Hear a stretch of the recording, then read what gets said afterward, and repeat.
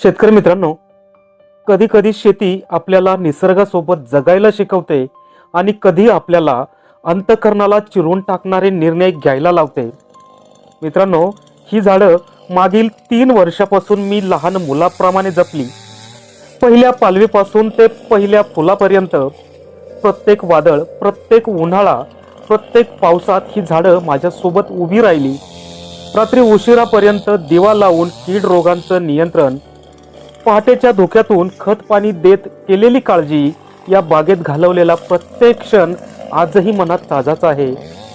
परंतु शेती ही फक्त माती आणि मेहनत नाही, ती बाजारपेठेच्या मनोवृत्तीवर चालते. गोल्डन सीताफळ आशेने लावलेली ही जात आज बाजारात कोणालाच नको, ना व्यापारी ना ग्राहक. मनाने 1000 वेळा नाही म्हणालो, पण परिस्थितीने म्हणायला भाग पडलं, बस आता पुढे शक्य नाही. आज अंतःकरणावर दगड ठेवून माझ्या या गोल्डन सीताफळाच्या बागेला निरोप देतोय. ज्यांच्यासोबत 3 वर्ष जगलो, ती झाडं कापताना जणू असं वाटतंय स्वतःचाच एक भाग तुटून पडतोय. पण शेतीचा प्रवास कधीच थांबत नाही. एक बाग संपली याचा अर्थ स्वप्न संपलेले नाही.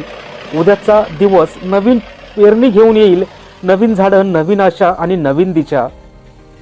शेतकरी मित्रांनो, माती माझा धर्म, शेती माझा श्वास आणि आशा माझी ताकद.